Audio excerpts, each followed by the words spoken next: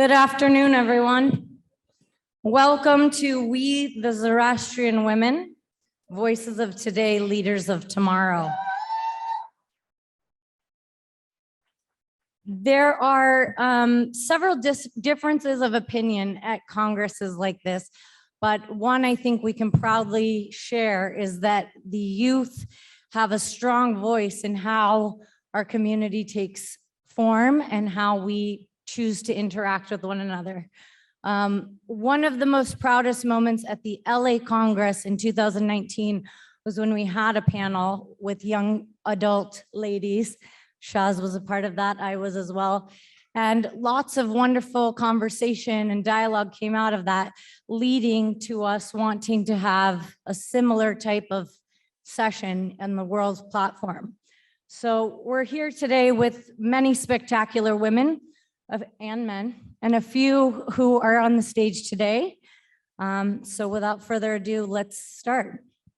The Zoroastrian community worldwide is blessed with dynamic and successful women who have carved themselves a place in the global arena. They are represented in many fields of endeavor and are strong role models. With their progressive vision, hard work, and devotion to their families, they magnificently hold our culture and our faith together in a fast-moving world. Yet there are so few women holding positions of influence and leadership in our Zoroastrian communities. How can we change that to honor the wisdom and selfless service of our outstanding women? Ideas today will be exchanged with those who are in this session, hopefully an action plan that will unite all of our community in supporting our women in positions of true leadership. Chaz, please come on the stage.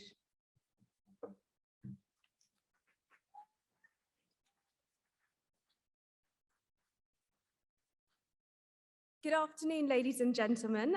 Our moderator for our distinguished and diverse panelists today from around the world is a human rights activist, an author and founder of the ASHA Centre in England. Our one and only Zarbanu Gifford will be facilitating an honest conversation about how Zoroastrian women can redefine their roles and claim their rightful place with the men in our communities. Zarbanu's humanitarian work spans an incredible 50 years of global activism, promoting the rights of women, children, and minorities from all around the world. She has received numerous awards for her significant contribution, which you can read all about in her Congress bio. Most notably, Zarbanu was the only woman from England to be honored at the Selwell Belmont Museum in Washington, DC, to celebrate women's suffrage, and has even joined Camelot and King Arthur as one of the very few women Knights of the Round Table on the 100th anniversary of women's suffrage. Zarbanu's name means Golden Lady, and she was born in the year of the Golden Tiger, according to the Chinese zodiac, which only occurs very auspiciously every 60 years. So, in the words of Freddie Mercury, she really is a shooting star leaping through the sky like a tiger. She's a true force of nature. And as Zarbanu's zeal for life continues, her current ambition is to learn to tango dance with Al Pacino. So watch this space for this dancing queen. And without further ado, ladies and gentlemen, please join me in giving a very warm welcome to our dear Zerbanoo Gifford.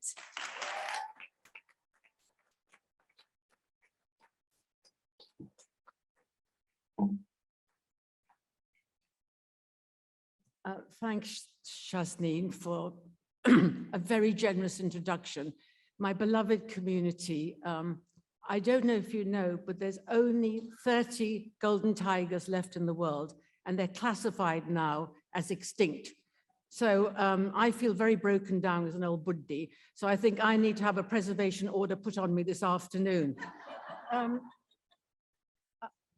I love Freddie Mercury, as everybody knows, and my favorite song is Don't Stop Me Now, I'm Having a Good Time. I take that on a desert island with me.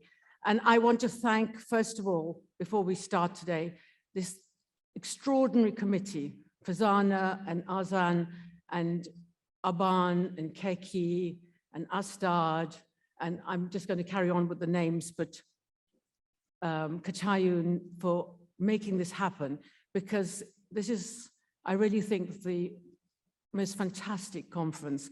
And I think we're going to all have a great time. And my personal view about our community is that we've been sent here to bring great joy and fun to the world.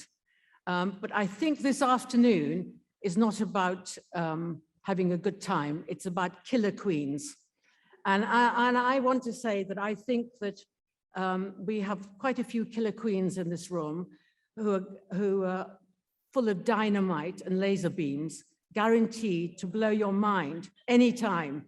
And I want you to just look at the women around the room. Now, any electrician will tell you that a 60-watt bulb lights up a room. A 60-watt laser beam lights up the moon. With so many laser beams in this room, we could light up the universe, and we have to do that.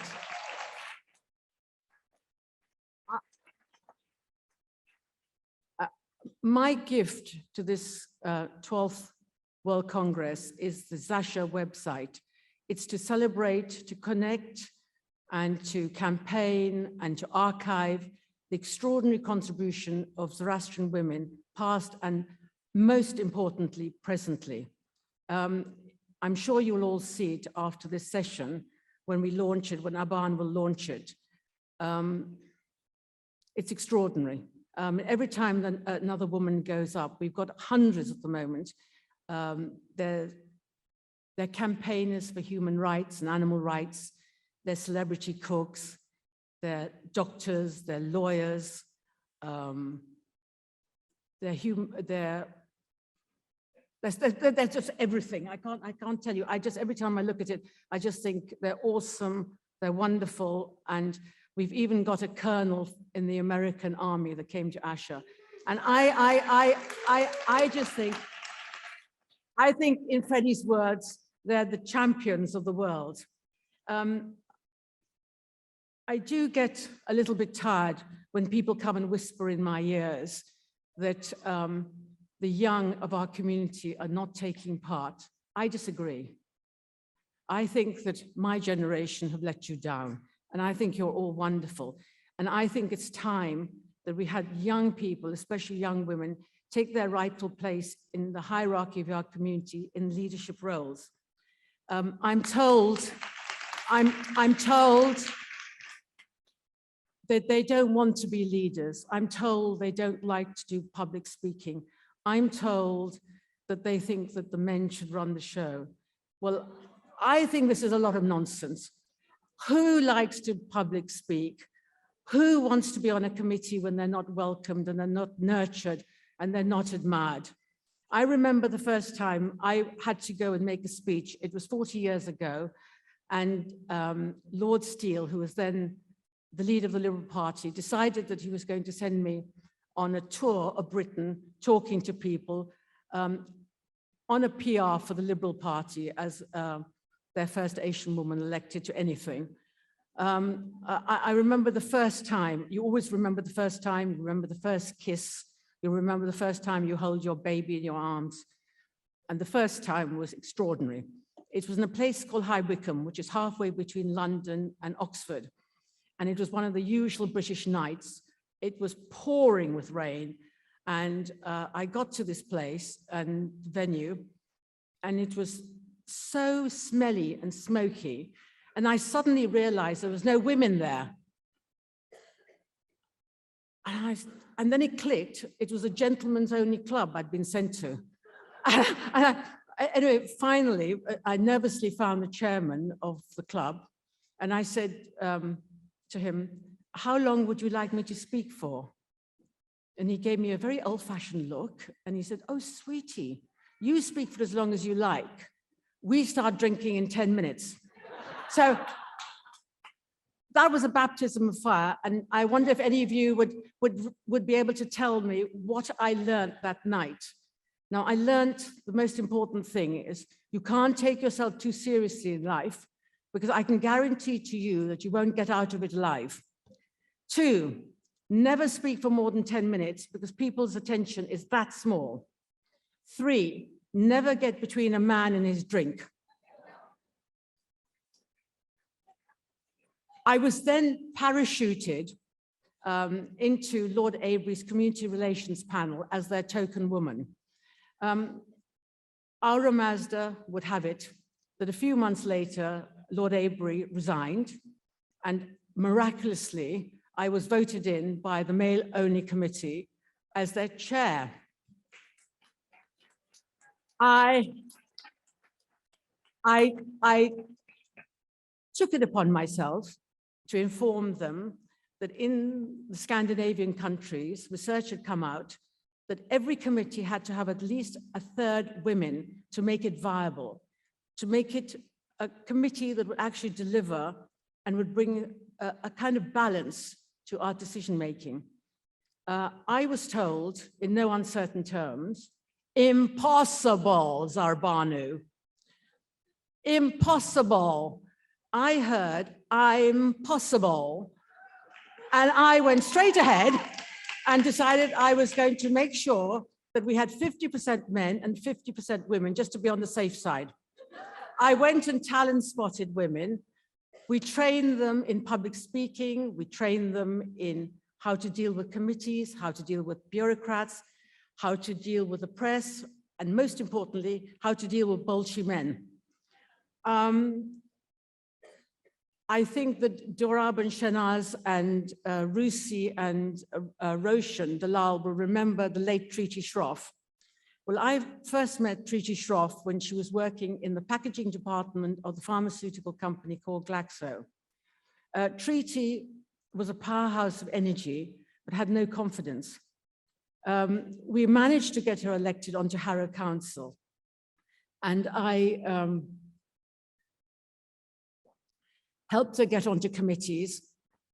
And she ended her working life working for Prince Charles.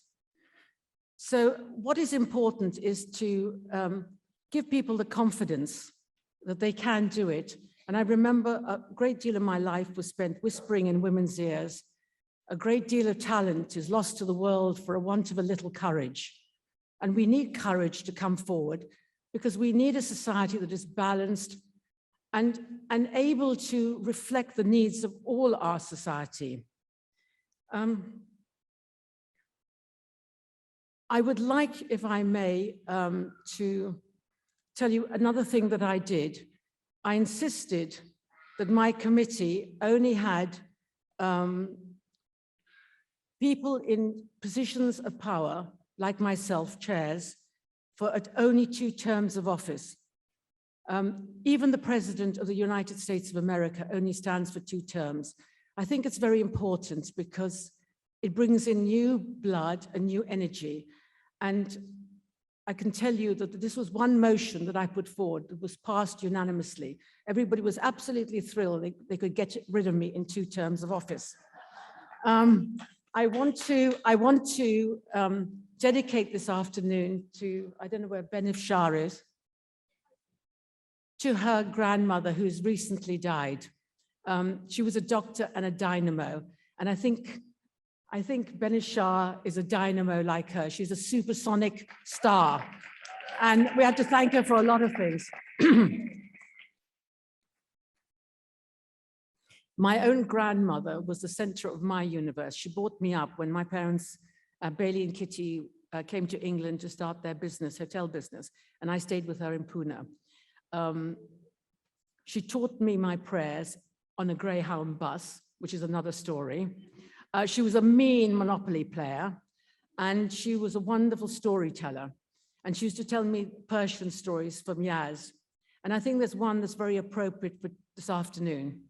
It's about a very rich, arrogant, titled merchant who lived in Yaz, and he was consumed with jealousy of a poor woman that used to sit in the marketplace, who was loved by everybody and was very wise. And he thought he would embarrass her. So he said to himself, I will put a bird in my hand, and I will ask her whether the bird is alive or dead. Now, if she says the bird is dead, I will let it fly. And if she says the bird is alive, I'll keep it in my hands and crush it to death. The next day he went to the marketplace, and in front of everybody, he said to her, you who know everything, you wise woman, tell me, is the bird in my hand dead or alive? And the woman looked at him with sadness in her eyes and she said, dead or alive, it's in your hands. Now, it's in our hands how our community progresses globally. We planted the seeds of Zoroastrianism in Iran, and it certainly blossomed in India and Pakistan. But I think that where it's flourishing is in the diaspora, and especially in the Americas. I think we have a huge responsibility to make sure that our faith continues. I think we, if I may say so, to my own community, I think we have a special destiny, which we can't deny, where we have to bring back to the world a sense of honesty, a sense of decency, a sense of beauty, a sense of equality, a sense of social justice, and most importantly, to bring back happiness into this crazy old world of ours. Thank you.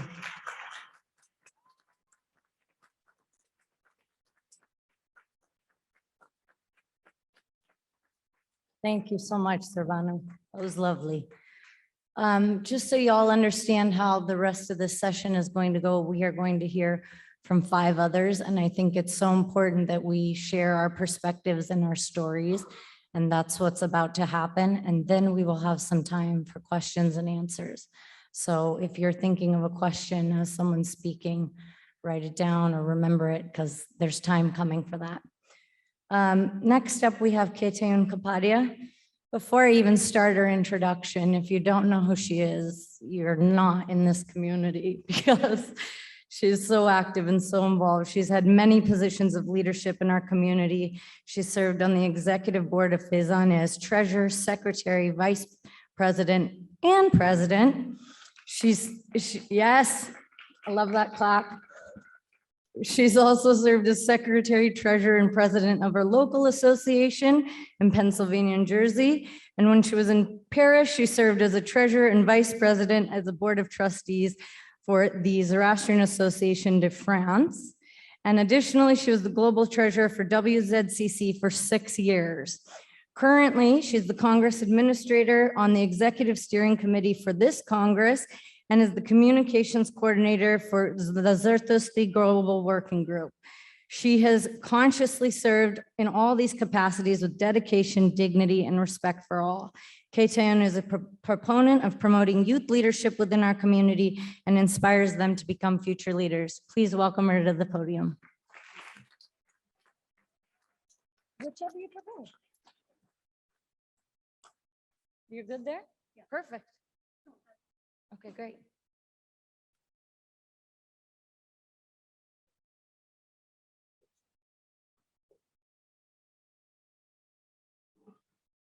Hello, everybody. Good to see you all here.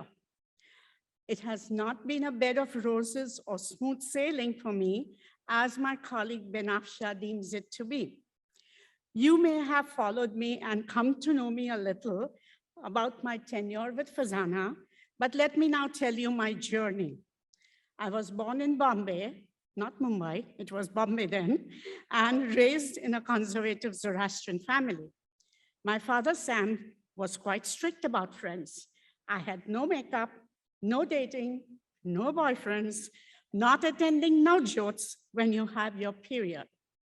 I went to the J.B. Vacha High School. I know we have friends here. And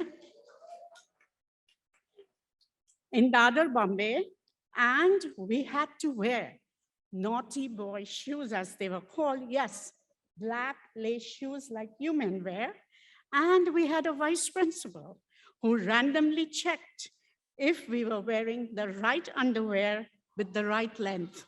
And we survived.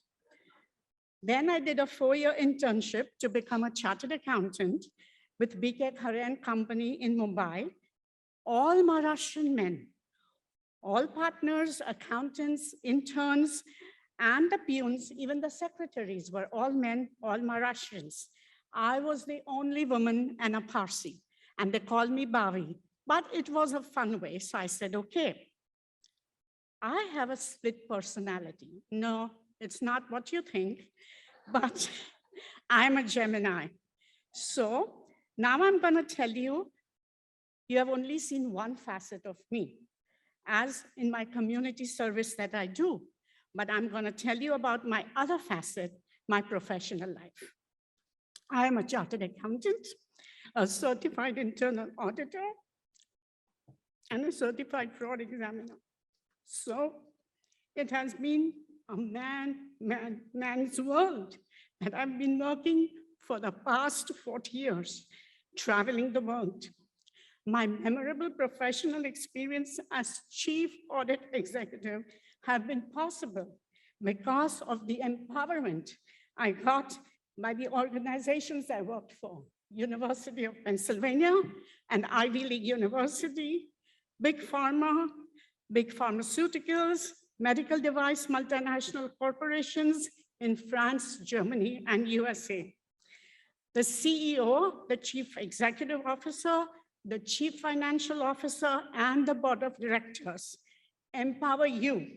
So when you report to the audit committee of the board of directors, you have the responsibility and the accountability for reporting factual, accurate, and appropriate information, as my colleague here, Nilofer Shroff, who is the chief audit executive for Princeton University, can vouch for that. So what I did was, the professional lessons which I learned, I applied to my Zoroastrian life. So when I arrived in USA in August 79, I found myself in a diaspora in which Zarthustris were a minuscule community. So I volunteered at my local association, which I call Zapanch, or Zoroastrian Association of Pennsylvania and New Jersey.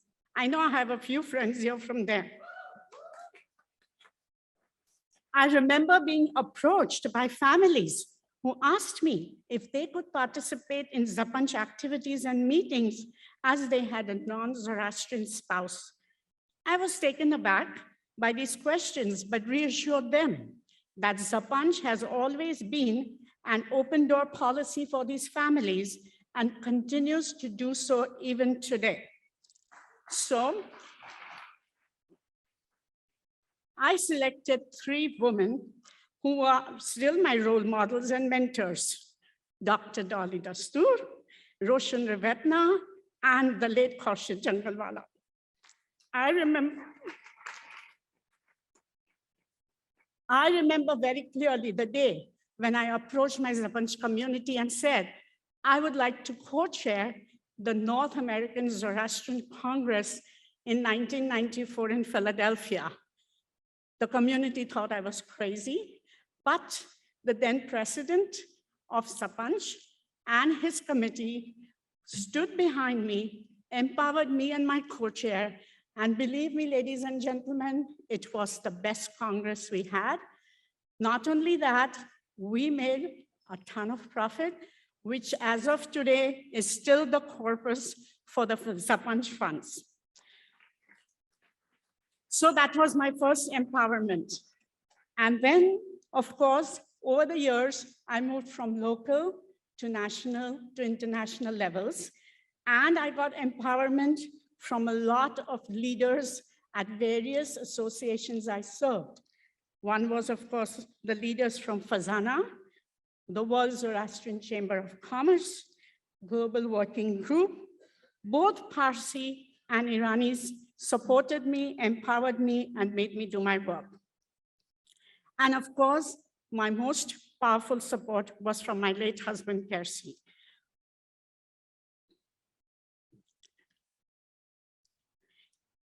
In Fazana, we have women participating at various levels as presidents, vice presidents, committee chairs in the 27 member associations, 14 corresponding members, and 25 plus committees. But currently, we do not have a woman in the Fazana executive. Mr. President, I hope that somebody from this audience today approaches you and you can respond to that and we soon have a female woman representative in the Fazana executive.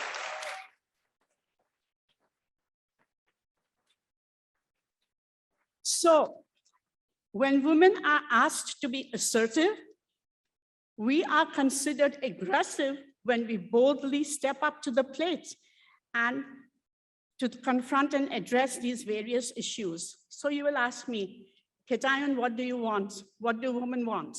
Well, we want RESPECT, respect.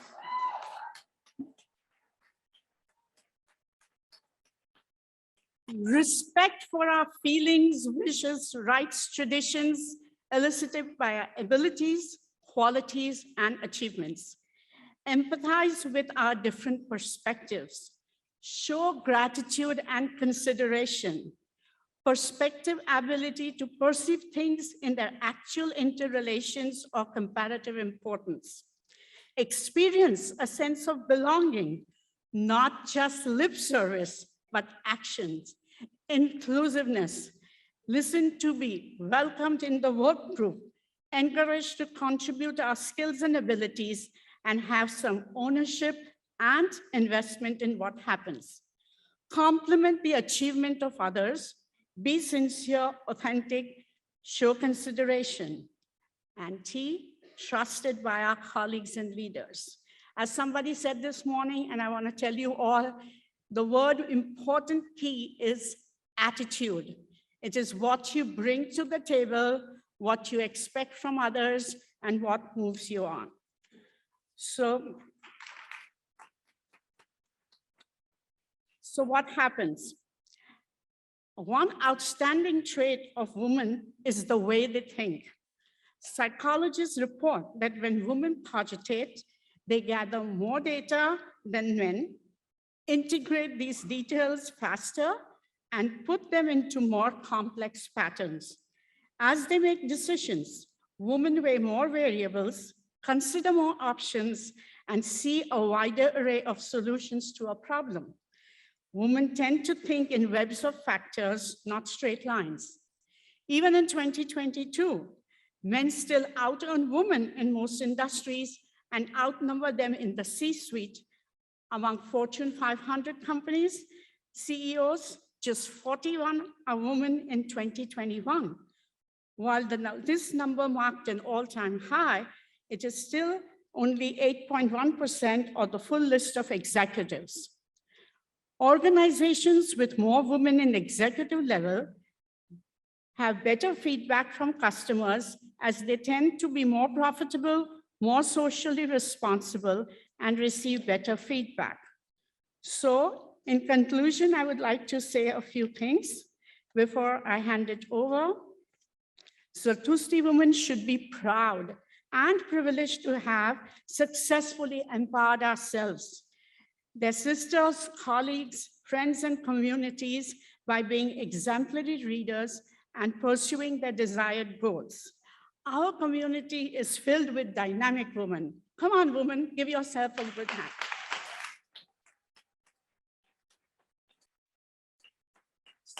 Zoroastrian women have the understated role of keeping families and cultural legacies intact. Women have driven growth in all facets of our community. As ideas and perspectives are exchanged, the aim is to encourage Zoroastrian women to take forward initiatives in their communities. So, ladies and gentlemen, let us make strides to change the conversation around this gender equity, and let's have women be respected as leaders, made leaders, and the younger generation, we want to see more of you on this stage and in our lives, in the world, Zatusti and otherwise. Thank you all. Ushtate.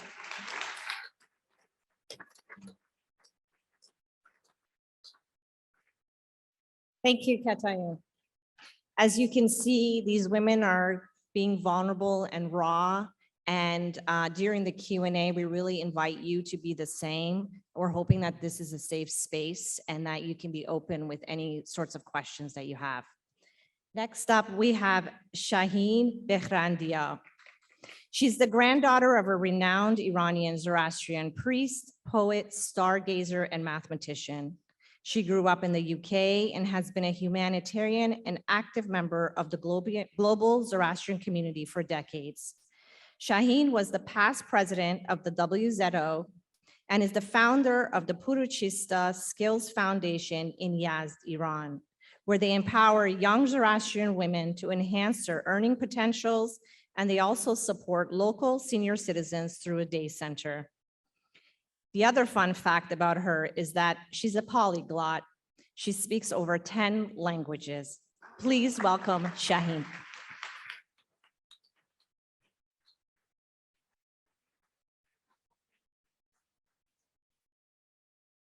Thank you, Mantra.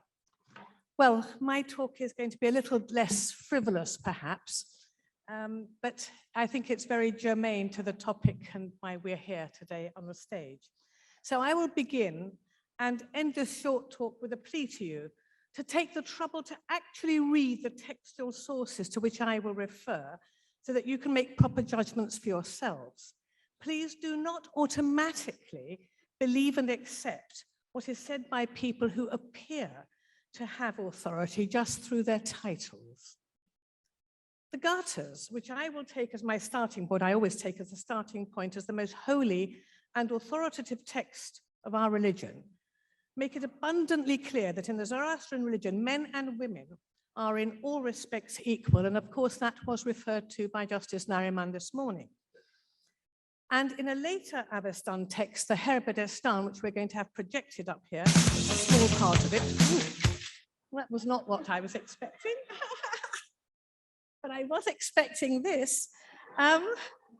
There is a later version, by the way, in Pahlavi, but this is the Avestan version. This makes it absolutely clear, abundantly clear, that women are allowed to receive the training to officiate at religious observances. It's not just me saying it, it's there. Now, there are, however, some people in our religion who will not accept this. And this was brought home to me brutally when I gave a talk on this very topic in 1994, the conference to which Ketan refers in Philadelphia. And I provided exactly the same evidence from the Herbedestan. The mainly male audience reaction was shocking in the way that they screamed and shouted at me in denial and anger. I could not believe it. I was giving a talk with the evidence. They were shouting and screaming in denial. Now, this ultra-Orthodox worldview specifically wishes to differentiate between men and women when it comes to equal rights and legitimacy. And this shows scant respect for, or maybe ignorance of, the written evidence that we have. In certain Zoroastrian communities, different rules apply, as we were told this morning, if a man marries out compared to a woman marrying out, which simply demonstrates this outlook. Firstly, he is allowed to marry out while retaining his own religious identity, but it seems that a female is not. And by so doing, she is deemed to have lost all her rights. Where in our religious text does it say that a male marrying out is allowed to attend religious ceremonies and his offspring may be initiated, whereas a woman is treated as a pariah and loses all her rights to enter sacred premises and for her children to be initiated? As a result of such obscurantist views, two priests who stuck to the precepts of our religion and conducted marriage and initiation ceremonies for married out women and their offspring were dragged through the courts by their prosecutors who wasted precious charity funds. Now, such a view reflects notions influenced from a doubtful text called the Videvdat, later known as the Vandidad, that, in my opinion, is thoroughly un-Zoroastrian. Thank you. And I will explain why. In this document, which almost certainly survived from pre-Zoroastrian beliefs, although there are a few rare grains of Zoroastrian philosophy within it, the text is mainly concerned with evil spirits, jinns, wicked deeds, harsh punishments for wrongly carried out rituals, and the ultimate threat of death or hell for polluting the universe. Now, why did and do some of our co-religionists choose to adopt these ideas as the core tenets of our religious philosophy when we have the beauty of the Gathas to fall back on and to refer to. And we can project one of those little pieces of information there. That text, if you have the time to read it, and you probably haven't, I'd rather you listen to me than read the text in detail, but it refers to a case of a woman who's menstruating and her gaze falling on the fire. If that happens, she has to be punished in untold and dreadful ways because she has polluted the fire simply from looking at it. That is the sort of content, and that's a mild part of what is contained in the Videvdat Vendidad. According to the laws promoted by this handbook, women are the worst offenders since we menstruate. Now, of course, how ironic is this, given that we are the ones who give birth to men?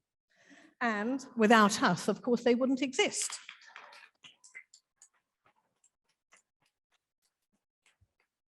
Of course, this is very well recognized in many societies. There have been many cults to female fertility.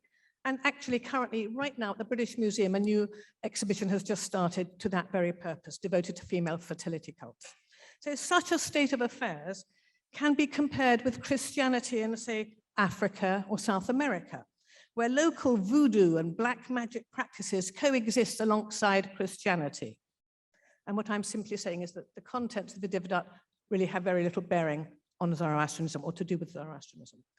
Now, the Gathas, in contrast, make up a relatively short text, which invites people to use their own bright intellects to recognize their capacity for positive and negative thoughts and actions, and to arrive at rational decisions. The controlling power of priests and monarchs is criticized while encouraging the listening public to think for themselves and to develop mindfulness. The Gathas are inspiring and they are relevant in the 21st century, just as they were at the time of their composition. They address men and women as equals.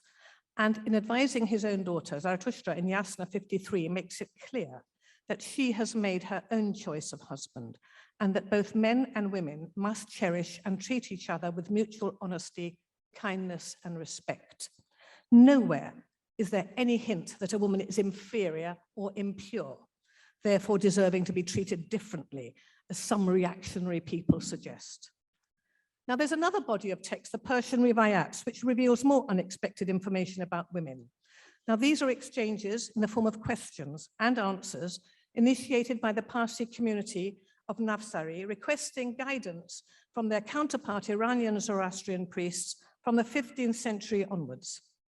In answer to a question, they are advised that even non-Zoroastrian servant women are worthy of being treated as full Zoroastrians when it comes to their last rites, if they have served their masters and borne their children, who are also entitled to be treated as proper Zoroastrians if they are brought up as such. And that's non-Zoroastrian servant women having the full last rites in Dakhme, etc., and their children also. It is therefore inspiring and reassuring that the Iranian Priest Council, the Kankosh Mubedan, moved the matter forward with no room for ambiguity some years after that Philadelphia conference by supporting the ordination of 8 female Mubedyars. And these women continue to serve the community as equals to their male counterparts in all aspects. And of course, it is pleasing that the North American Mubed Council has followed a similar policy. So at least these two important bodies are aligned on this matter. And today, apparently, there are 15 female Mubedyars in the world. And incidentally, in Iran, a woman born of a Mubed line has the right to sit on the priest's council where decisions are made, and their presence, of course, ensures that discriminatory behavior does not occur. So, in conclusion, I suggest that Zoroastrian women should become better acquainted with some of these key texts that I have mentioned. Don't just rely on what you're told by your grandparents, your parents, or other people in authority. Look and find out for yourselves. Then you have the resources and the authority yourself to know what you may or may not do as women. With confident knowledge of these, we should be able to challenge discriminatory behavior and demand a reinstatement of the full equality of rights that are explicitly present in the Charters. It must be the only logical outcome of a re-examination of our textual sources for women to remonstrate against any male-imposed imperative that denies us our full equality in every sphere of life. We should be challenging and not just accepting of male authority. And males, of course, impose their rules on us. They are unjustified and wholly against the spirit and the letter of Zarathustra's teachings. The misguided imposition of different treatment based on gender is particularly outrageous in the 21st century. And I'm very proud that our ancient philosophy contains so much wisdom, but now surely the time has come for its teachings to be fully applied and practiced. And it is to be hoped that our enlightened men will support us in efforts to correct these anomalies, as I know that in fact most do. Thank you very much for listening.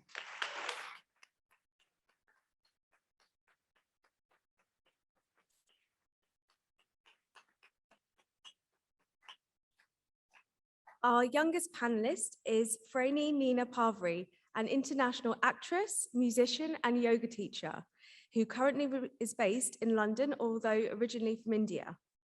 She trained at the world-renowned Royal Academy of Dramatic Arts in London. This has seen Frani perform in a number of productions, and most recently, she's directed her first play, an adaptation of Shakespeare's Coriolanus, to explore the Kurdish language, political situation, and ancient connection to the Zoroastrian world. Her creative talents extend to various art forms. Frani is currently recording her first classical album, working on a dance drama about the Buddha's wife, and curating a festival celebrating the life and art of a Sufi heroine. In addition, she teaches a classical style of yoga and can play not only one, but 3 classical Indian instruments. So let's give Frani a very warm reception as she now takes to the stage.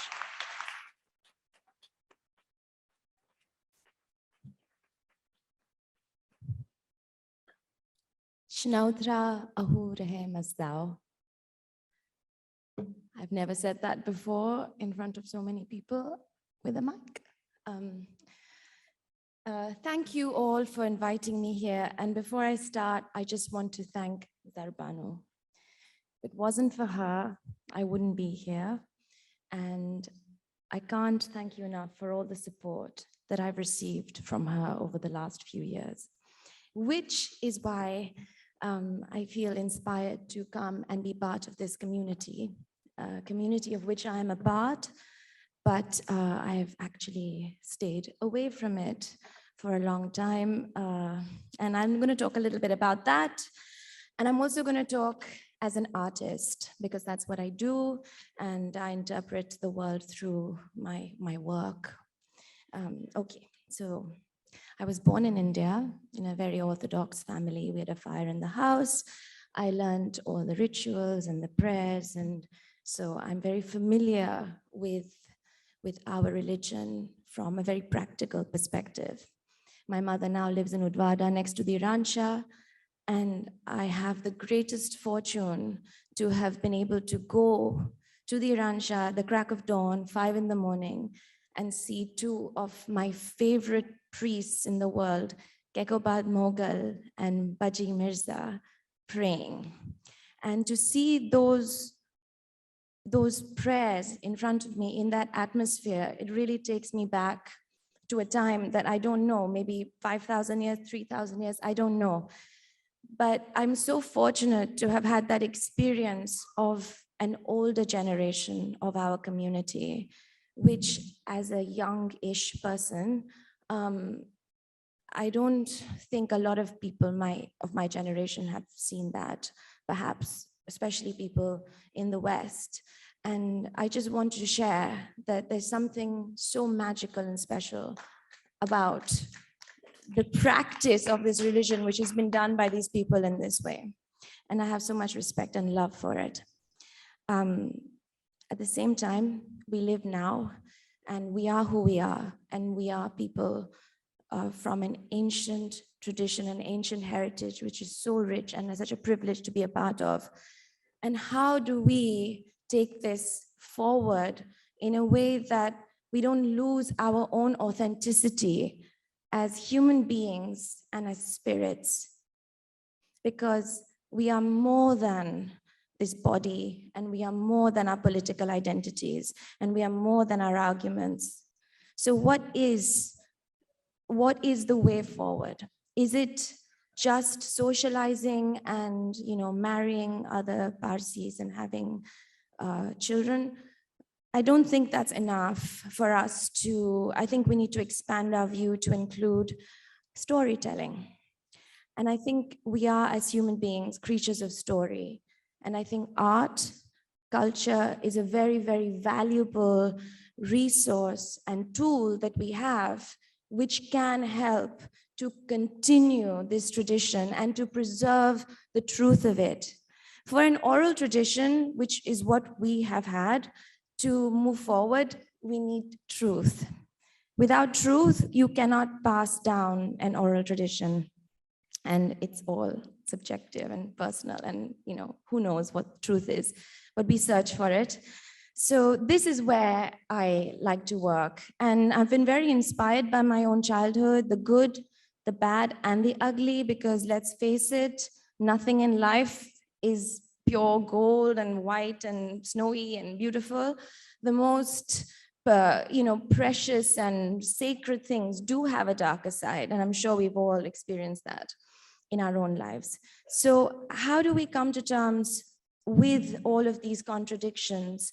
I think for us as creatures of story, which is why we always like to go watch films, and we want to listen to music, and we want to read, and we want our grandmothers to hold us in their laps and tell us stories, because through stories, we can make sense, because we are all the time anyway telling stories about our lives, our experiences, our pasts, our histories. So I was commissioned in 2010, 2011, to curate a performance in Poland for a festival called Brave, which celebrates cultures that are, you know, endangered or who are struggling to keep their identity and to keep alive. And I was so excited about this, and I went to the Zoroastrian organizations in London, and I said, I've got this commission, I need some help, I need some books, I need some research, is there anyone I can speak to? And I was met with a very dry, kind of cold response. They were like, what? And I was like, can I do something with you? I want some props. Do you have an afargan I could take? I want to make an installation. And they were like, sorry, no, we don't do that stuff. And they said, you can come and you can sit in, and it was a kitchen with cabinets, and there was books in the cabinets. And they said, you can read here, but don't take any books home with you. So I said, okay. And it was very difficult for me to kind of work with the community in that instance. So it immediately made me look elsewhere for support in my art and in my work. So throughout the years, I've been looking for my tribe, which are artists and people that want to work together and collaborate on making work that is meaningful, not just entertainment, but something which is art, which I think has a spiritual motivation rather than just a commercial success. That's the kind of work I'm interested in. So today I want to just invite you all to consider an arts council, or maybe a cultural department which is stronger, which can support people from our community to come together, and actually artists, musicians, writers to come together and to make work and to collaborate on exciting projects through which we can research our history, we can document things, and we can actually share this with the world, because it is also part of the world's history and not just ours. So I think we owe it to the world to do that. I also directed a play, Shakespeare, with Coriolanus, because I fell in love with the Kurdish people. And when I met the Kurdish people, it was like meeting my family from 1,000 years ago, because there was an instant connection, and you can see that we have so much to discover, because I feel like our history is like a jigsaw puzzle that's been thrown in the air, and there are pieces all over the place, and we have some and someone else has some. Like I discovered the daf, and the daf is a drum, it's a Kurdish drum, and that was used in rituals as part of our prayers. Where's our music? What is our music? So I'm really interested in the memory that is in song. So why not, explore arts and culture as well as a way of preserving and also continuing to keep searching and to keep finding more pieces of the puzzle, so we can, see a little bit more of this picture that we've lost. And so I invite you all to, have a conversation and think about art and as a very valuable tool. Thank you.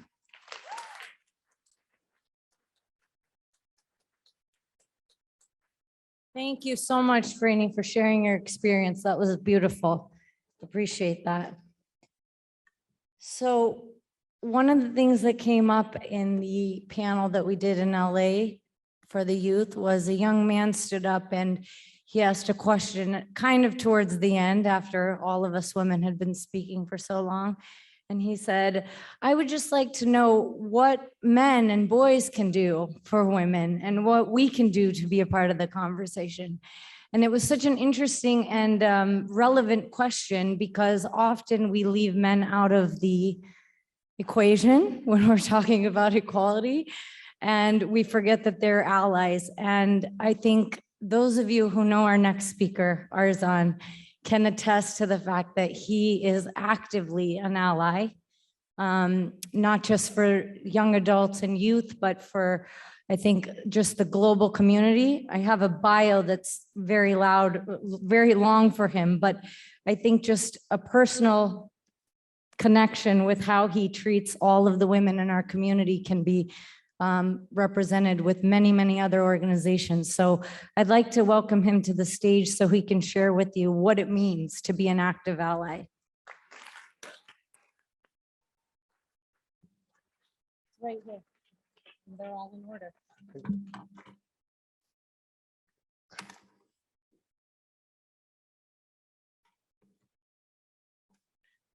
Okay, good evening, everybody. So I'm sure a lot of you, when you saw the program, when we announced it a few weeks ago, wondered what the hell was I doing on this panel, because it clearly says, my sister wrote to me one night on WhatsApp, why are you on this panel? And I said, well, you got to come to the Congress to figure out why. And there she is. So I think the topic of this panel, Zoroastrian women, voices of today, leaders of tomorrow, in itself is questionable. Why are they not leaders of today, right? And that really comes back to the point that in 2022, we still have to ask this question. Recently, in March, on International Women's Day, on a Facebook post, a friend of mine who happens to be here in the room put a statement saying that even today in the United States, the parity between men and women is so far apart in corporate life that it's going to take 60 years for us to come to a certain sense of gender equality, right? That is shocking in a way, right? There is somewhat of a subconscious that is built into all of us that probably comes from generations past, where we somehow think that we are still a hunter-gatherer community that basically depends on what the physical ability of one sex versus the other is to the way we lead our lives on a daily basis. That stopped thousands of years ago. Doesn't need to be any reason why it continues today. However, society is structured in such a way that sometimes whatever you try to do, if you just let status quo happen, we'll continue for the next 60 years. 60 years later, we'll still say we still need another 60 years for gender equality to happen, right? And therefore, I think men, 50% of the world's population, plus or minus, 50% of the people in this room, need to become active allies. And when it means active allies, it doesn't mean that you pander to women and use, standard catchphrases and say, yeah, yeah, sure, I'm there with you. You do actions and you do things when nobody's looking and when you're not expected to do, that furthers the cause. That's really how you would do that. I was lucky. Growing up in Bombay, and yes, it's always Bombay, because Bombay is a state of mind. Mumbai is the name of a city, right? Okay, come back. Growing up in Bombay, I grew up in a family where my mom and my sister, two women who were part of my life, there was no disparity, so to say. Obviously, the credit for that goes to my parents, my dad, who's over here. And I just thought that was normal. However, growing up through college and then coming to America, I started seeing the difference. One of the first times I saw something that really shocked me was many years ago. I'm an architect by profession. Many years ago, the American Institute of Architects gave the gold medal for lifetime achievement to one member of a duo of architects. The husband and the wife team had been practicing a joint architectural practice for 50 years. The American Institute of Architects decided it was right to give it to the man, not to the woman. Like, are you serious? Like, what? That actually caused a lot of forward within the architectural community, and that brought about some change. However, I'm not here to talk about my professional life. I'm here to talk about how my experiences within the Zoroastrian community and the various organizations that I'm involved in has kind of helped, and what I would expect and hope that other men who are involved in similar activities, similar associations, organizations can take home and kind of work on. I've been lucky to kind of be part of Fizana, and Fizana has had an amazing slew of women. But Ketan is right. Currently, the executive does not have a woman on the executive, not for lack of trying. We have a democratic process. We had elections. Nobody nominated themselves or somebody for it, and therefore there is a position that's still open. So if there is anybody in the audience, come and talk to me. We would love to have you on there, especially if you're a woman, right? We want to correct the gender bias. Fizana has also had amazing presidents, and two of the most active ones are in the room today. They still continue to be active. They are women, Ketan and Dolly. Another organization that I am a part of, the Return to Roots program, is chaired by two women, Aban Markar Kabraji and Shanaz Kama. They bring about an amazing idea to a program, and having worked with them, I sometimes change my perception of how I do things because I start looking at what they are doing, and that would not happen if the roles were reversed, right? So I think women as mentors and as leaders bring about a certain amount of organizational change within whatever organization they run, where it course corrects to make it much more understanding and humane, right? I don't know why that happens, but that is a fact of life. Many a times it's the women's perspective and what they bring to the table that amazes me, and it helps me understand where we are going wrong in some ways as men who do or do not support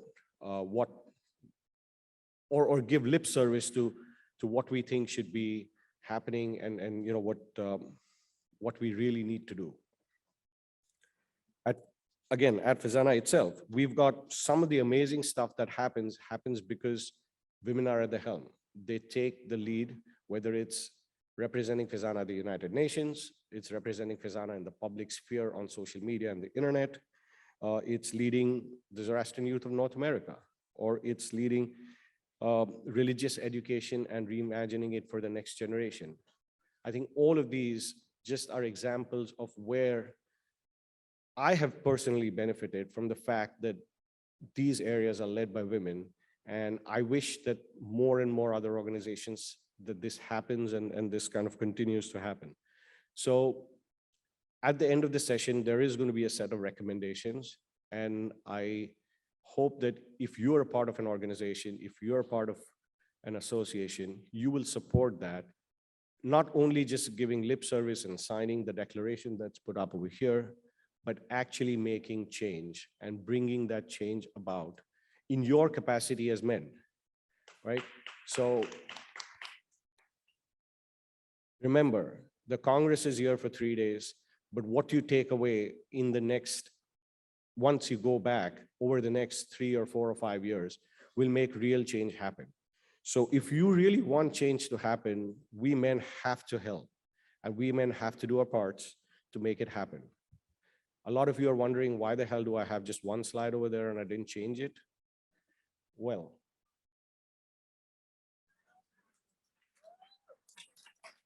yes, the future is her. We men better get used to it. And I think it's going to be a better future if that happens. Thank you very much.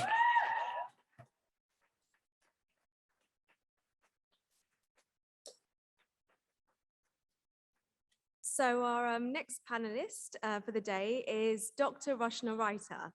She's a political scientist, a top researcher who commenced her career at the International Institute for Strategic Studies in London. She's also pursued a parallel career in academia and authored a number of Zoroastrian books.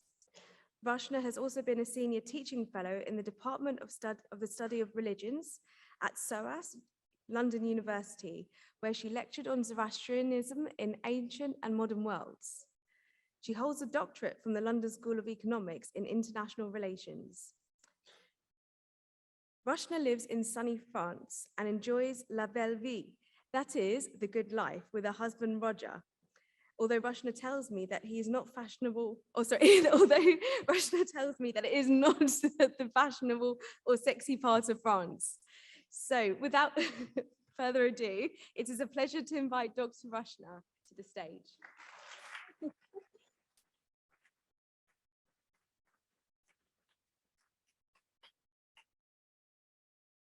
Thank you very much. I don't know what the French would say about that. Even though Roger and I carried the French flag this morning. Thank you very much for the invitation to address this Congress.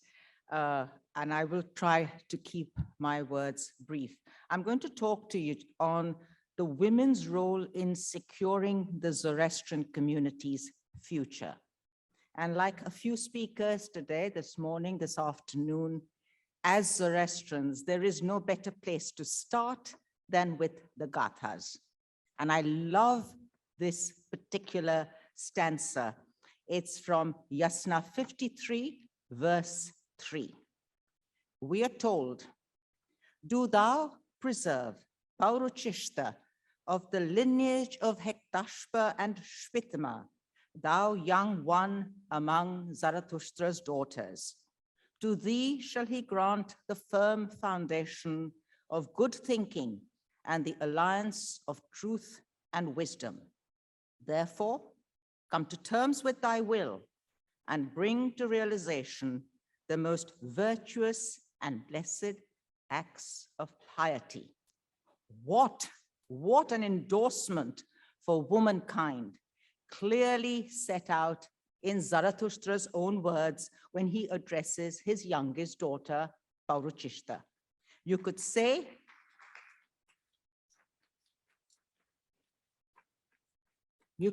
that this was the template for all time and encapsulates the centrality of women in society.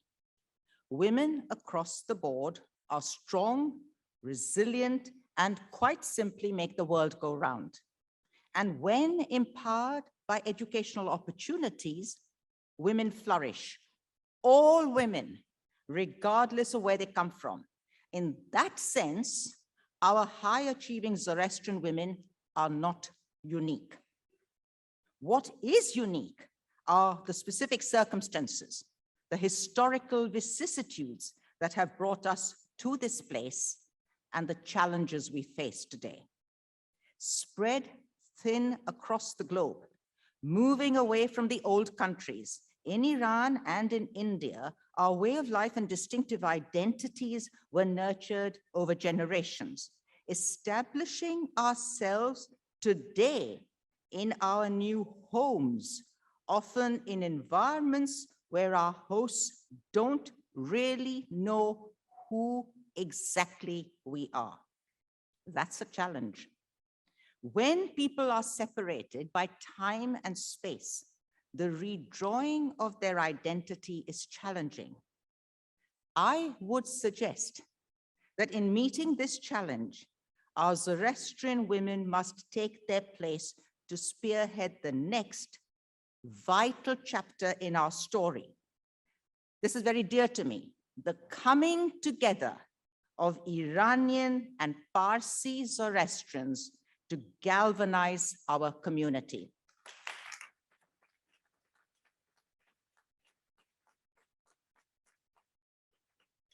We must admit straight away that the millennial separation has created many differences between Zoroastrians from Iran and the Indian subcontinent. These differences are exacerbating community divisions and they set up fault lines. I want to say, in the strongest words possible, that this is a luxury we can no longer afford. In the words of a leading academic, we are a most minuscule minority who must take charge of our future and ensure that our greatest asset, our Zoroastrian heritage, flourishes in the diaspora. Zoroastrian women, Iranian and Parsi, mothers, daughters, sisters, wives, grandmothers, aunts, all have a role to play. True, there will be distinct attitudes to almost every aspect of life: language, religious interpretation, pronunciation of the prayers, understanding of our history, our food, our music, humor, much more. In the diaspora, why don't we take the opportunity to teach our children Farsi? And if we are genuinely ambitious, Dari.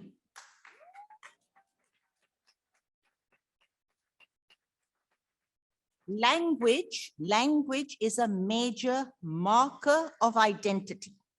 As a Parsi myself, perhaps our generation may be prepared to admit that in reality, English is our thinking language. Therefore, the community-wide acceptance of Dari, of Farsi, should be given serious thought. Let me tell you how and when this really made an impression on me. I was a very poor student in London many moons ago. Don't ask me why, but I was taking a walk along Bond Street, which is a very exclusive area. Many of you may be aware of it. And I only had £5 in my wallet. But when I walked along the street, I saw in an antique shop what I thought were Luristan bronzes. Luristan is in southern Iran, and Luristan bronzes are very exclusive, expensive items. And I looked at it and I stared at it and I was fascinated by it. And I thought, what the hell? I walked into the shop. Now remember, I had £5 in my pocket. Those bronzes would go for hundreds of thousands of pounds. So I very sheepishly, I walked around. The owner came out and he said, yes, can I help you? And I'm not timid by nature, but I felt timid.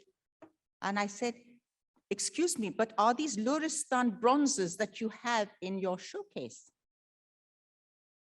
He said, how did you know that? I said, oh, I'm interested in this. I'm interested in it. Oh, he said, and he brought them out. He said, have a look. I'm still thinking of the £5 note in my wallet. Because genuinely, I was, you know, but, and these things are ancient artifacts. So I didn't want to touch it, but I was fascinated. So he said, tell me more about yourself. I said, no, I said, I'm interested in Iran. I still wasn't, you know, going anywhere. So he said, how do you know about this? I said, oh, it's an ancient culture. It's an ancient part of my heritage. So he said, who are you? I said, you may not have heard of us.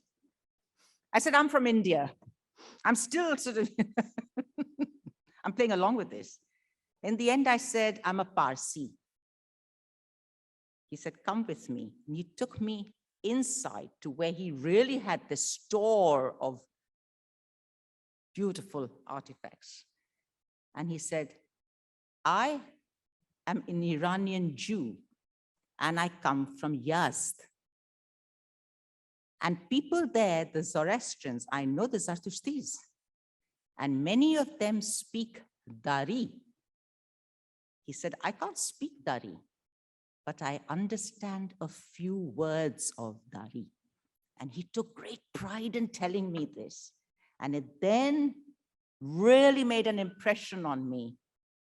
Language as an identity marker. When you lose so much, as our people have lost, but you hold on to one or two things, never, ever, ever, ever lose what you can cling on to. So I carry on, talking about Iranians and Parsis and some of our misunderstandings over religious interpretations, prayers, calendar, etc. Believe me when I say they are not unique to the 21st century Zoroastrian fraternity.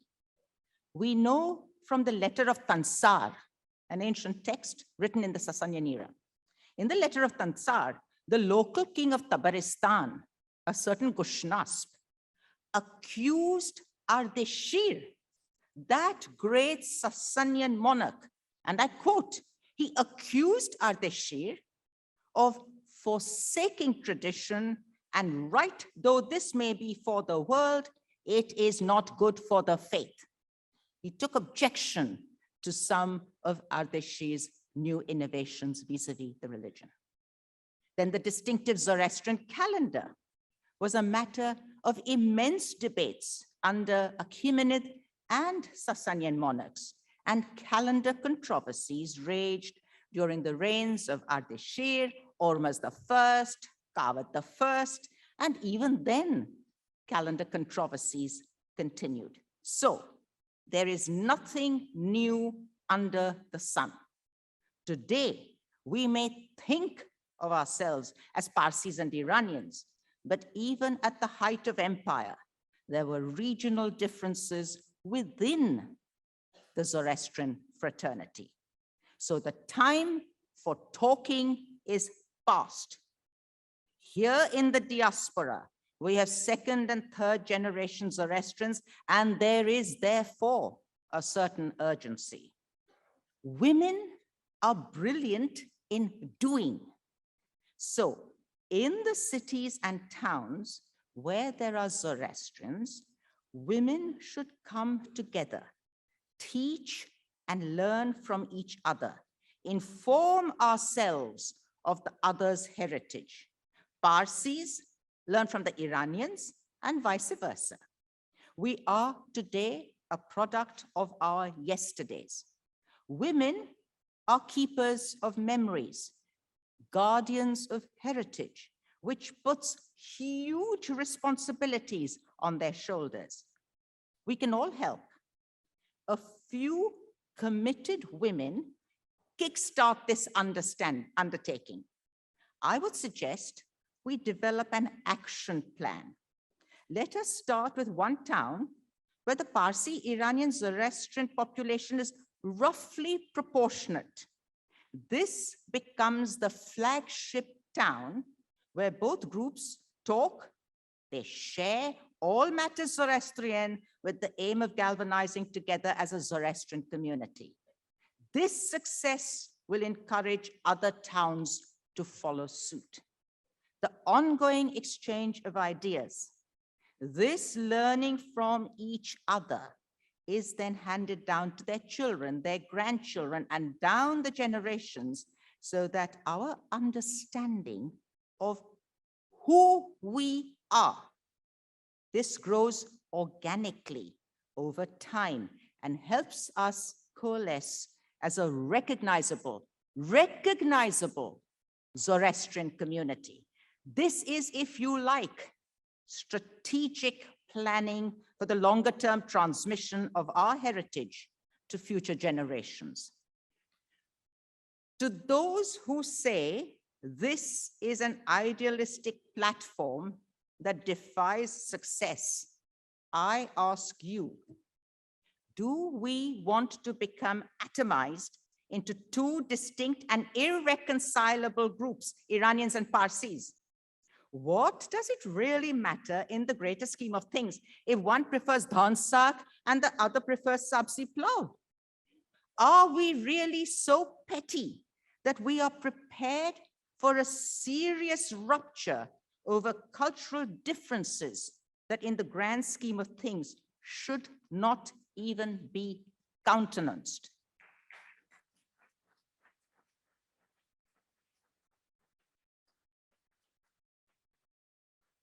I do not believe it is.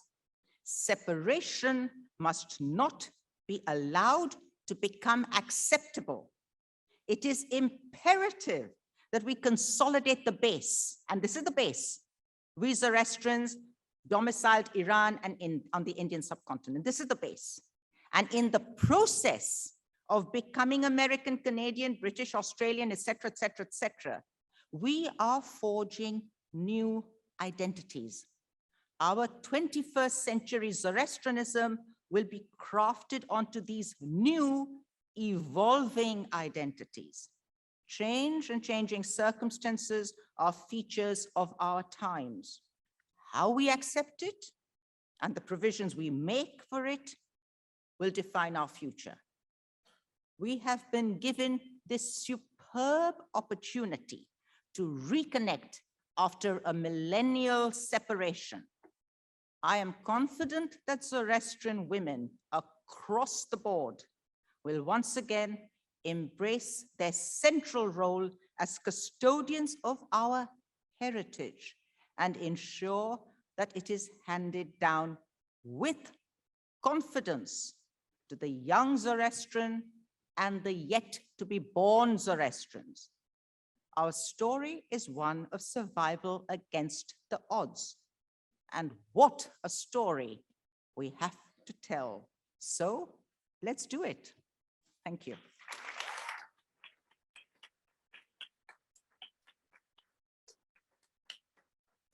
Fantastic, Roshna. Thank you so much. Thank you. Ladies and gentlemen, this is a session of action. So we are going to get into a short Q&A session. So you have an opportunity to engage with these lovely panelists and ask a couple questions. And I urge you not to leave right after the Q&A because, like I said, we have some actionable items and things we'd like to share with you. So stick around past the Q&A. Montre and Shaheen, who didn't get an introduction, but have been tirelessly working on this session, helping write intros and do different things. Montre, who's given a beautiful voice to some of our female mobidiers, please go to that session later this weekend. They have just been wonderful, and they're also going to be running around with the mics for questions, but please just recognize their contributions and efforts to this session. Just a couple guidelines here for, oh, no, sorry. Here we are. Just a couple guidelines for the Q&A so that it's a little bit easier for our panelists, please. If you could state your name and where you're from, that would be wonderful. If you have a comment or a suggestion, that's welcome as well. It doesn't have to be a question, and who your question is directed to. So if anyone wants to start. Shaz, I think back on the left, there's a question. Here too. Montre, why don't you start, because Shaz is making her way back there.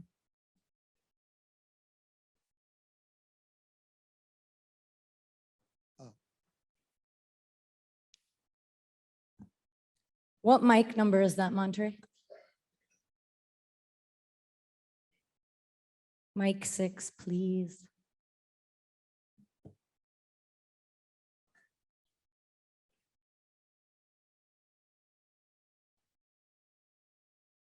Roshna Modi. I'm from Houston, Texas. And this topic was very interesting and very close to my heart. And I have a statement and a question for the panel. My statement is very simple.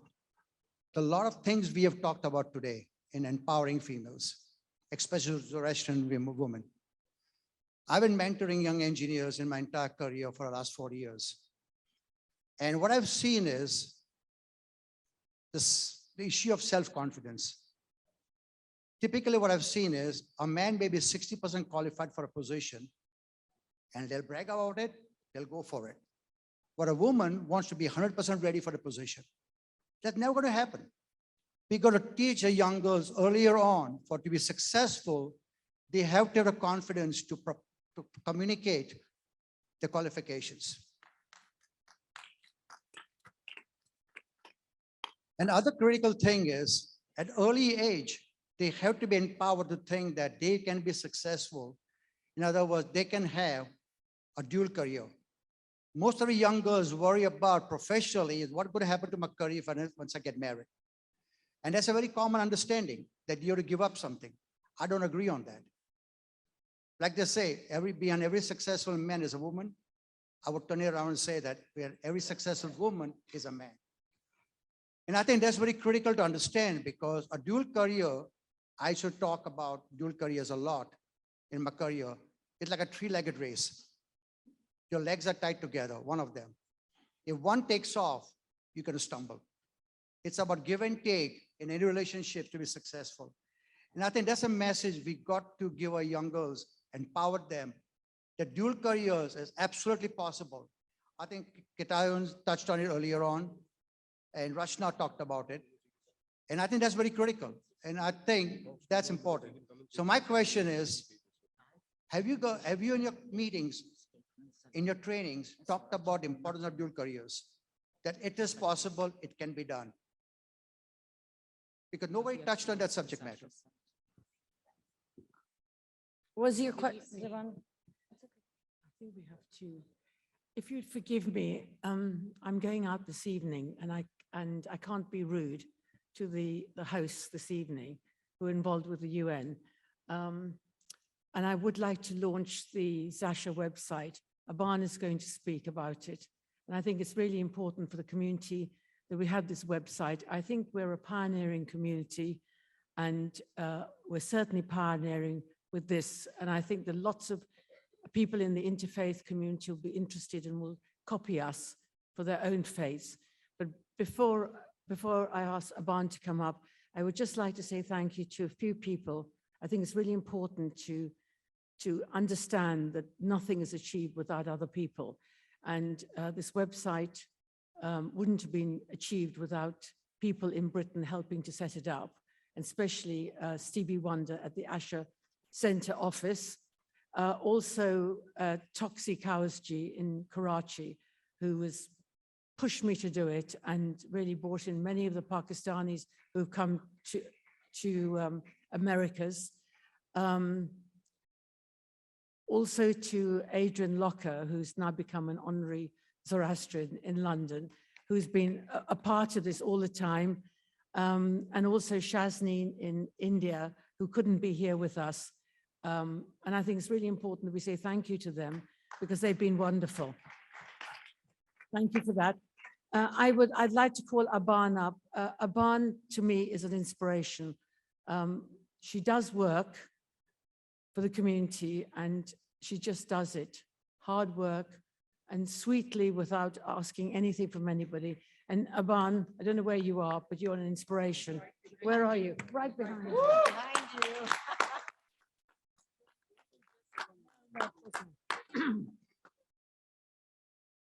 Well, thank you for attending this exhilarating session. Let's give another round of applause to the speakers and the moderator. And I know Zarbanu is going to take off, but I want to say, Zarbanu, we don't have Al Pacino, but we have our Zanwadia, and he is a good tango dancer. No, I have to interrupt. We have Jimmy. I don't know where Jimmy is. Is he here? He's my dancing Dustu, and I'm having the first dance with him at the gala night. And Al Pacino, cry your heart out. Because, sweetheart, I don't want to tango with you. I want to tango with my Jimmy. Okay, all right. So where do we go from here? World Congresses happen every 4 years. Do we wait? No. Do we wait? No. What we want to do, ASHA happens every day of the year. We continue networking. We continue supporting. We continue in the leadership, attending leadership forums. We continue to bring our professional experience to our community forums. We continue to celebrate, and we continue to bring back disenfranchised women into our fold. Let's do it through our ASHA website, the ASHA website, which is a gift from Zarbanu, which will serve as the 12th World Zoroastrian Congress legacy. She personally sent out letters to 400 women, more than that, but 400 responded. A number of us helped her. One that couldn't be with us here today is my friend, your friend, Toxi Kavasji from Pakistan. So Zarbanu, thank you. And we'll unveil the website right now. Could you please turn the lights down? Thank you.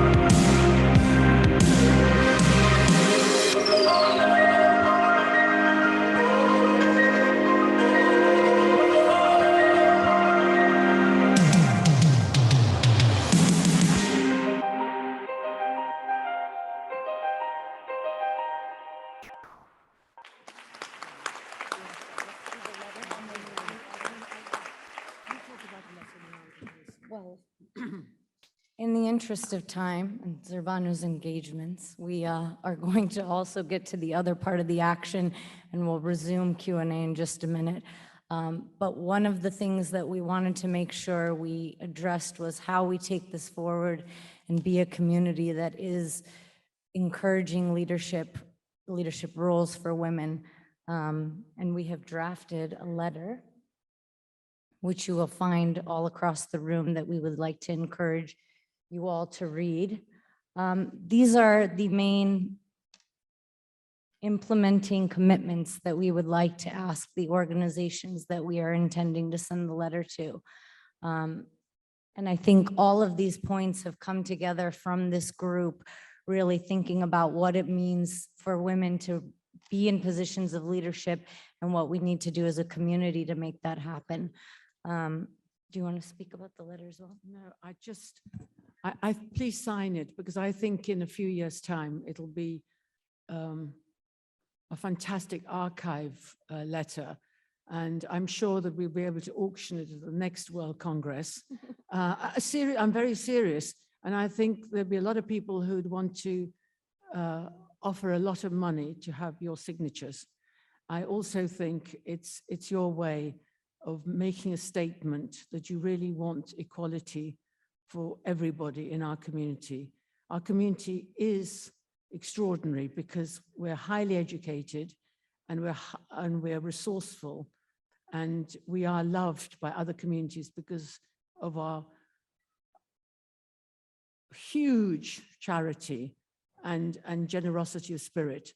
And I think the time has come. There's always good timings for things, and the time is right for us to actually celebrate our women And I would like every one of you, please, to put your signature to that letter. Thank you.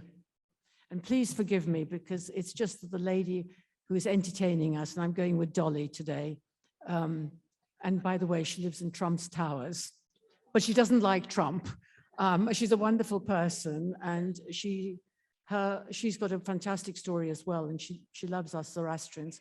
And originally her grandmother came from Japan as an indentured laborer to Hawaii and worked on a pineapple plantation.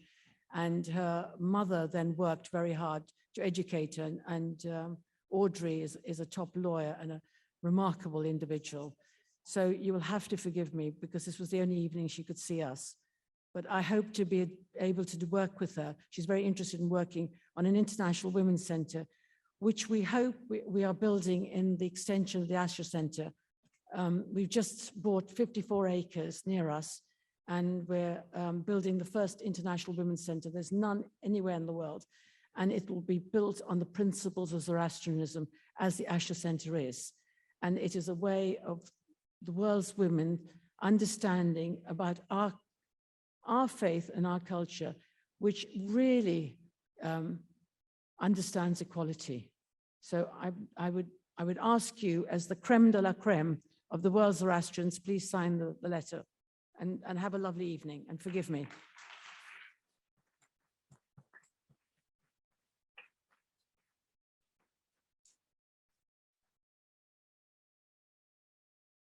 Shaz, did you have someone over there? We can resume the Q&A.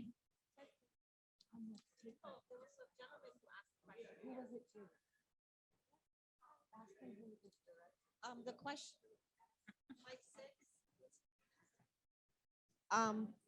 This gentleman here asked a question, and it was directed to the entire panelists about women playing dual roles. To everyone. The gentleman asked a question. Well, who was it to the entire panel. Oh, okay, lovely. Oh, I'm sorry.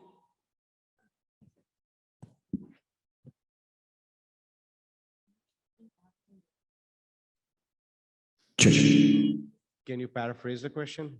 They're taking the mic over. Hello? Okay, I'm sorry, please ask again. I'll just keep my question brief right now, because initially start with a statement. My question is very simple. How do we communicate the importance of dual careers to young girls when they're starting their career? Because one of the biggest questions I get asked is, how do you manage a dual career?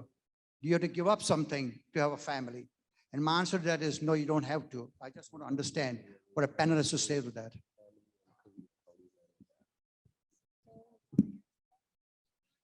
Did you understand the question? How do you communicate a dual career to a young woman, that if she goes into a career, she doesn't have to give up something? How would you communicate that? Do you mean dual roles? I mean, what's a dual career? I guess dual roles. Okay. Like that if you makes go sense. in, if you become an architect, you don't have to give up this other part of your life.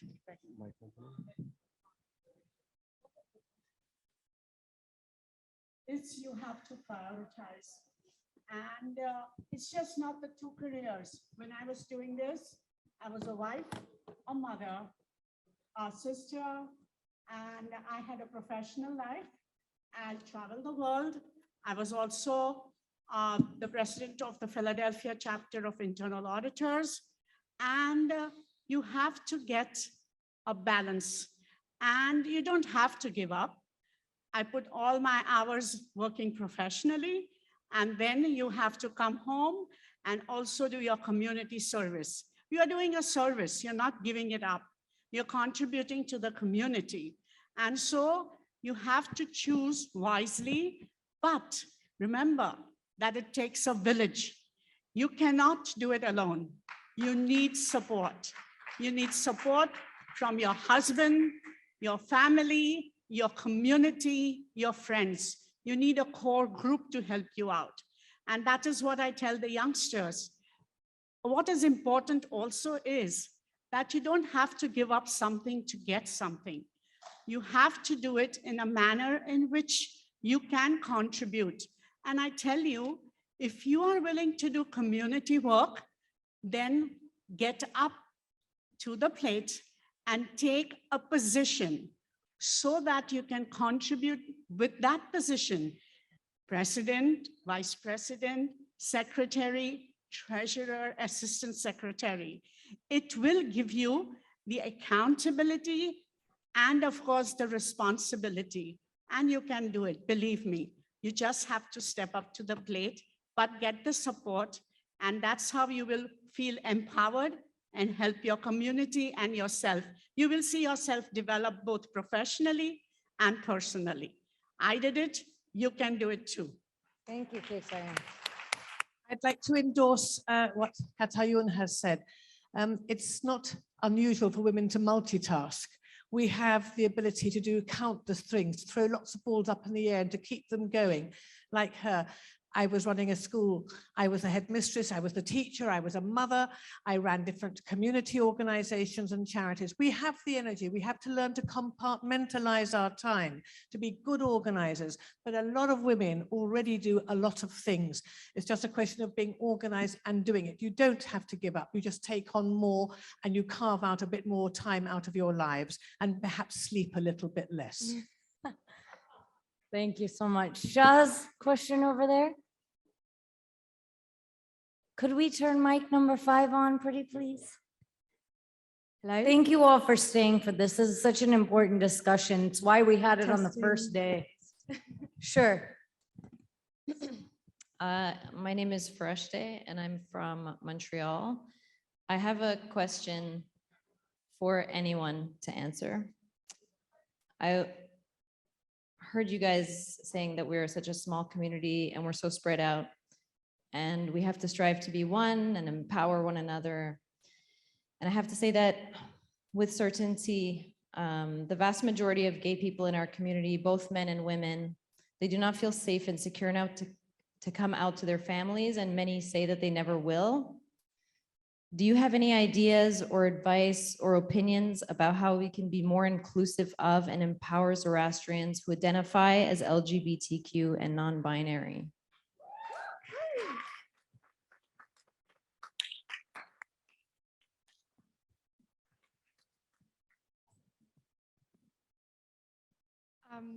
Is this working? Oh, yeah. I think, being a sort of a bit antisocial member of the community, perhaps I am qualified in some way to answer that question. I think we have to be inspired to want to come to a place where there's something for us. Otherwise, why would you come? So I think we really, as young people, need to take more control of why and what's going on. Like, what do we need? We need to ask ourselves, what do we want from the community? What can we give to the community? And I think these are questions I've been asking myself since being at the Congress, because this is my first Congress. I've never been to one of these before. And so coming here, I started meeting other Zoroastrians and I was like, wow, I'm not like this lone wolf on the mountain. And it's actually, wow, there's so much potential that I never saw because I never came. So I didn't see it. So I think that now that I'm here, I'm thinking about possibilities and potential. And I think as Zarbanu said in her story about the pigeon, it's in our hands. And I think we need to recognize that the future is in our hands and we need to get clear about what we want that to look like. Thank you.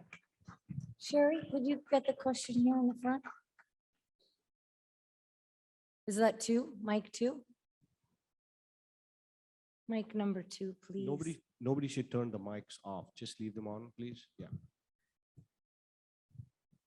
Could I grab one of these? I think the battery is dead.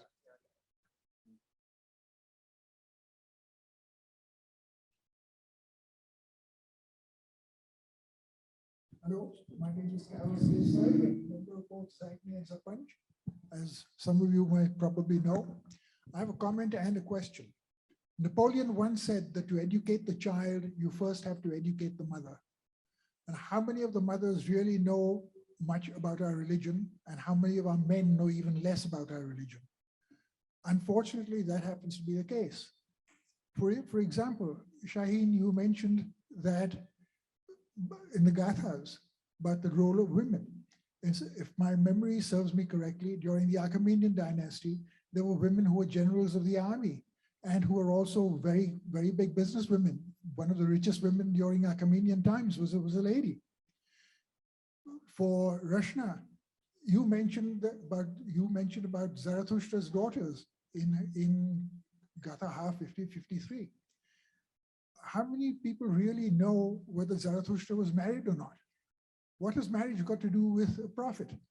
There are some authorities who turn around and say that Zarathustra had 3 wives, and he had 3 sons, he had 3 daughters.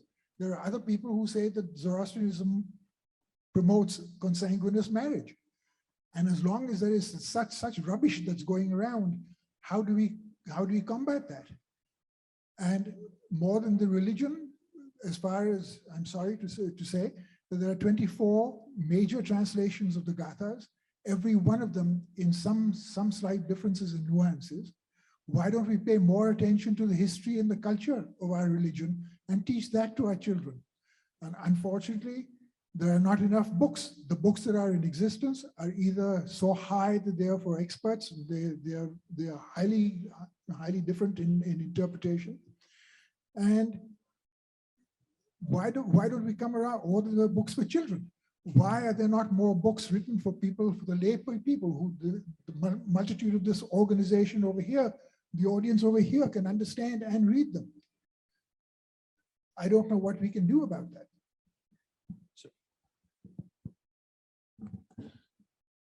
Could I please ask if you're having a conversation in the back, you take that outside, because there are folks who want to partake in the conversation in the room. Pretty please, thank you. Thank you, sir, for your question. When you asked me about the quote on Pauruchishta from the Gathas 53.3, that is taken from the standard Gatha translation by Professor Stanley Insler. Okay, so I think we have to, from time to time, say that there are certain authorities. Now, I actually agree with you hugely on the question of us learning, understanding, teaching, and transmitting our history and culture. In fact, if I have to tell you how it is that I took the time and effort and huge amount of time to study I'm a Parsi. I was born and brought up in Calcutta. For those of you who come from India, you know that Calcutta is the capital of state of West Bengal. The small Parsi community there, 2,500 or so, we're surrounded by Bengalis. We had to learn Bengali even at school. I can tell you that I was asked on not one, but in several occasions, who are you? We'd come home and we were thoroughly Parsi, Zoroastrians, family, culture, Agyaris. We have 2 Agyaris in Calcutta, Parsi club, amateur dramatic club, etc., etc. So our rootedness was Parsi, but we were surrounded by non-Parsis because of the cultural, religious, ethnic diversity of India. I asked myself as a young girl, why is it that in our homes we speak Gujarati, but our grandparents and parents tell us that we come from Iran? Where does Gujarati come into it? So we need to learn our history. And I began to take a deep interest in it if I was to understand who I am. So I agree with you. But sir, let me tell you, to carry on from what Katayun said, we have to put in a certain amount of effort to do this. Why should it drop into our lap? Who's that? Why should that happen? This is why I said in my talk, let us learn from each other, let us teach each other. It's the only way that we can go forward. Yes, studying the religion, and all the evidence and all the academics agree that the root, the understanding of the theology of Zarathustra is located in the Gathas. You are right, with social media and the internet, there are millions of everything. So does that mean that we shut up shop? No, I'm not prepared to shut up shop. So you take what is the most respected translation of the Gathas. We know that Insula is now a standard text, standard reference. So we take that. You work forward with it. I am fascinated with Persian history. You mentioned the Achaemenids. I can tell you the Achaemenids, the Parthians, the Sasanians. I mean, that's where our historical roots are. Let us learn and then let us teach it. Because that, knowing this will give us the confidence of who we are. I use the term confidence, especially in the diaspora. If you want to ensure your future longevity, we have to know who we are. Now, we also admitted, we were at a session on identity. We know for a fact that Zoroastrians intermarry. You're not going to put that genie back in the bottle. You intermarry. The Zoroastrian partner should have the confidence to pass on their Zoroastrianness to their offspring and down the line. And they can only have that confidence if they know who they are. Part of knowing who they are is concentrated in awareness. Everyone doesn't have to get a PhD. In an awareness of your religion, of your history, of your culture. This is why I said, why do some people eat dhansak and others plow? So I can't carry on because I don't want to hog the time, but that is the answer. You have to put the time in. And you have to know your history and your culture. Thank you. We are being kind of pushed out. We have another couple things that are happening in this ballroom. So we're going to take one last question over there. 30 seconds if we could, because we really need to get the ballroom emptied out.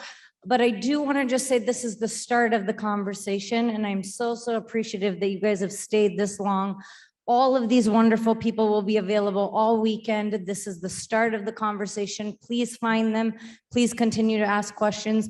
Our last question over here, just for another minute or so, please.